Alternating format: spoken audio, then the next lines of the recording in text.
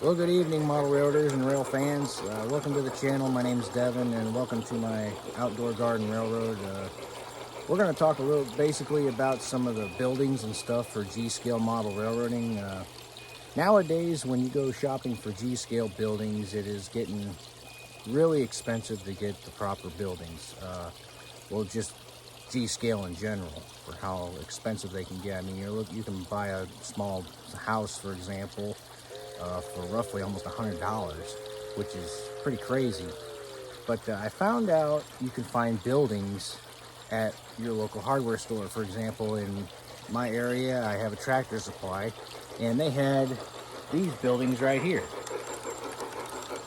This is just a bird feeder. And you can find these roughly for about $14, which is really good. I mean, they're not really exactly the G-scale size, but they're big enough. But I mean, you can leave it like a house, you can have it like a depot, or you can do kit bashing and convert it to something else if you'd like.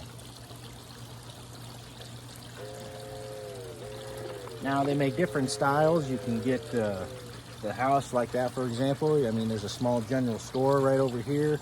They even make a barn, they even make a log cabin. They make all sorts of buildings for this size. So if you're looking into buying buildings for your outdoor garden railroad, or indoor rather, go to ruralking.com or go to Tractor Supply and you will find them. Of course, the buildings prices vary a little bit. Like I said, the house was $14. The general store was roughly around $24, so it definitely beats the price on spending $100 on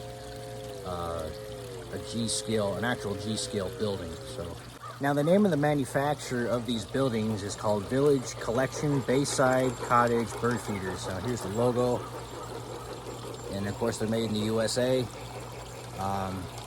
So when you get these, they have a little base that goes on the bottom of the feeder, and I cut it out because I didn't want this look to go around the whole building.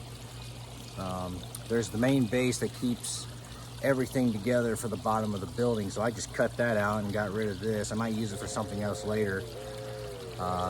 That way the whole building stays in place, because you got the 4 tabs underneath that keep the whole building together underneath these 4 tabs. So I would keep that in mind, but I mean, just the main base in general will keep it all together. The only downside is to these buildings, you got the notches here for when you put the bird seed in, but that's okay. It doesn't bother me much. And what you can do later in the future, if you like, you can put lights in them. I put a solar light in already, so we're going to try it out and see how it looks at night. And we'll come back in a couple hours when it's sunset, and we'll have a look at it. 3 hours later. Can you move along? I'm all out of time cards. Okay, it is now evening time, a couple hours later, and the building is lit. It looks great. I'm really happy with how it turned out.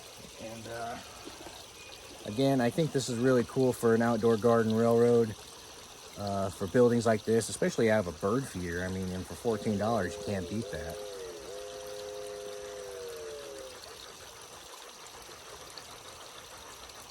I also had time to put one in the general store adjacent to the tracks. And again, if you want to learn more about these or find more on these buildings, go to ruralking.com and also go to tractorsupply.com. If you haven't yet, please hit that like and subscribe button, and hit the bell notification to watch out for more of these videos. And I'm Devin Short, and we'll see you next time on my channel.